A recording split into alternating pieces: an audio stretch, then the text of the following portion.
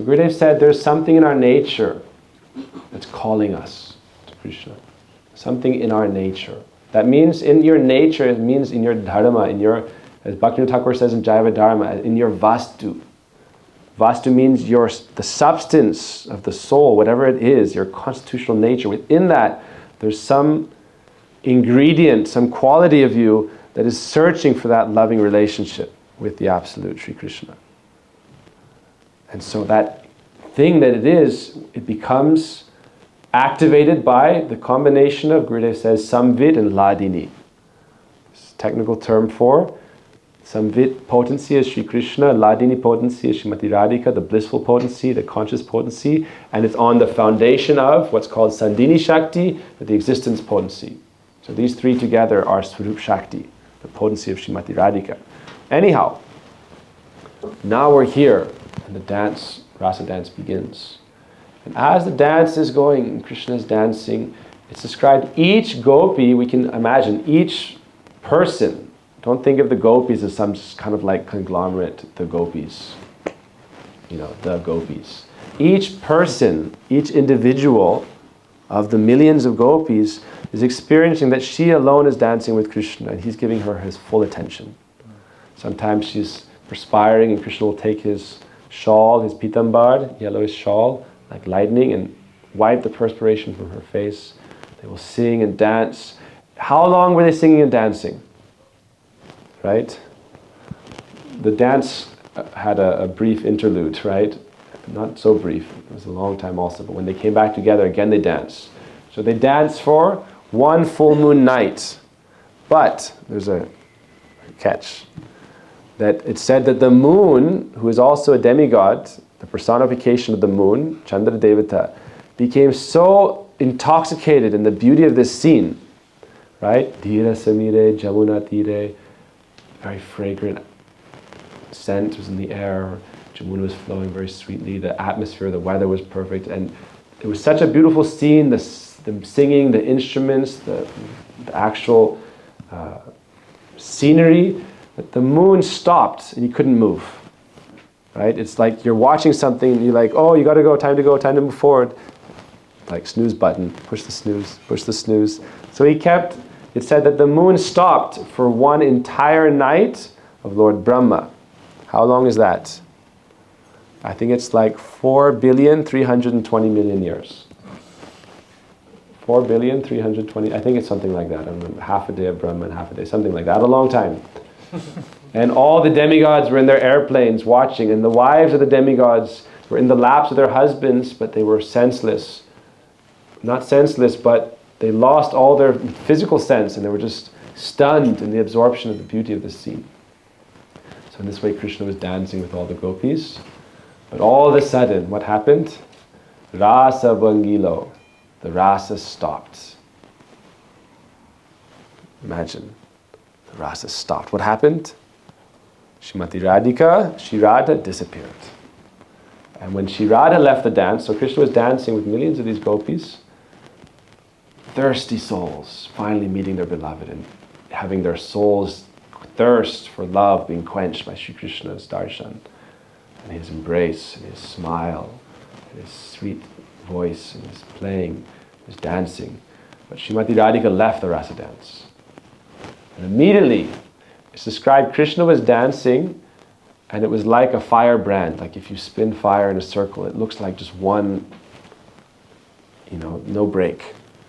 It was like that. But Krishna, as soon as Srimati Radhika left, the entire beautiful, like we can't even describe it in words or even really imagine it with our mind, but we can give some, what's called Saka Chandra Nyaya. Some logic, some indication, like the moon on the branch of the tree. Oh, it's like that.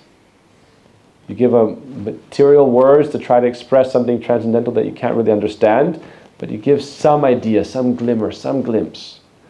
So as soon as Shri Radha left, Shri Krishna stopped dancing, and then that rasa dance circle came to a stop. And you imagine it's like you're going at such a fast speed of love, and then all of a sudden stops. And then the gopis who were dancing with Krishna, they were so absorbed in the dance with him that when it stopped, Krishna didn't just stop, but he stopped and he also left. He didn't wait to say bye. He didn't say, see you later. He didn't say, I'll be back in a while. See you later, alligator. Or sit down, have a rest, sit down for 10 minutes, catch your breath, I'll be back. Imagine, you're in the dance, then all of a sudden it stops and he's gone. Imagine. Can't imagine. But this is how it was. And so then two situations happened simultaneously. On one hand, Srimati Radhika, we should not think of these personalities as just ideas or objects or like something so far beyond. We should think the higher the personality, the more feeling and personality they have. So Srimati Radhika has her experience, Sri Krishna has his experience, and all the gopis have their experience. All of them are experiencing this together, individually. So what is the gopis feeling now? What is Krishna feeling now? What is Srimati Radhika feeling now? Right? How can we understand? Which side are we on? Whose feeling do we want to care about? Who do we want to go and console? Why now everyone is feeling pain. This point in the rasa dance, everyone is feeling pain. All of a sudden the dance stopped and Krishna disappeared. You didn't even get to see which direction he went. He's gone. And Srimati Radhika left and Krishna's thinking, where did she go? And then Krishna and Srimati Radhika, what is she feeling? So there are different rasa dances, different pastimes. There's Basanti Ras, there's Saradiya Ras in the autumn season, in the spring season. But this particular Ras that we're describing is one that helps us understand how we should develop in our path of bhakti, and what is our aim and object of worship and love in this line, and what is the real message of Chaitanya Mahaprabhu, what he wanted to come and give, and what he really is giving us an entrance into, and what our Guru Maharaj came to teach us. So we're trying to approach it from that way. So there are different details, and there are different pastimes according to time, place, right? Rasa Leela is also eternally going on. Sometimes we hear Srimati Radhika went to a very beautiful lake. Before it wasn't a lake. Became a lake. Why? By her tears. This is called Man Sarovar. Right? So when we go to Vrindavan, we go to a place called Vangsivat. Vangsivat is that banyan tree under which Krishna played his flute, called all the gopis, did his ras dance. Then you go some distance from there, there's the place called Man Sarovar. So in the evening time, Srimati Radhika went there alone, and sitting alone, she was weeping. And her tears formed that beautiful Sarovar lake. And so Krishna, searching out his beloved, he went, and he took shelter of Srimati Radhika there. From there, Krishna went with Srimati Radhika, they wandered through the forest, they picked some flowers, they discussed many things. But the topic is, Krishna was trying to understand what was her pain? What was the pain of Srimati Radhika?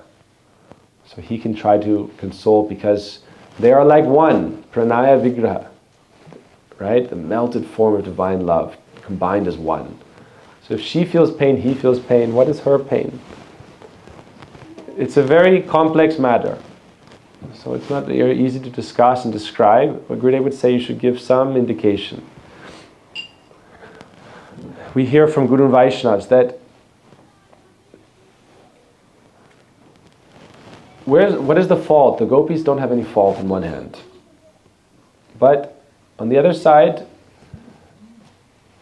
there was some, neglect to Srimati Radhika. What is her position and her love for Krishna? And if we try to bypass that and just meet with Krishna, we become like competitors to her. But when they were dancing with Krishna, they developed what's called Sobhagyamad. Intoxicated pride in their good fortune. Right? Krishna's called me, my name, he's dancing with me. And they were just experiencing only Krishna, and the bliss of that was beyond their comprehension. And then they also developed this pride of their good fortune. They'd heard of Shri Radha. Oh, Shri Radha. Radha is there also. Lalita is there. Vishaka is there.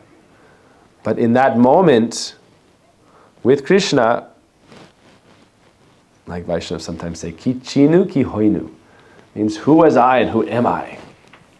Now I am Krishna's dear most beloved. And it's true. Krishna is the dearmost beloved of all souls. But if we neglect Srimati Radhika, then ultimately we cannot truly understand Sri Krishna. Why? Because Sri Krishna without Sri Radha is not complete. And therefore that conception of Godhead is incomplete. And it will lead to like an abnormality. It's not properly situated. So therefore, we cannot understand Krishna really without understanding the position of Srimati Radhika. So we are with Krishna, yes, very good. Krishna's Sringar Ras, relishing that Shama Sindhu Ras. But without understanding Srimati Radhika, then really we will not actually have a permanent, fixed, sweet relationship with Krishna, Sthayi Bhav, fixed relationship. We must understand who is Krishna's eternal beloved and how we are not separate from her, we are under her guidance.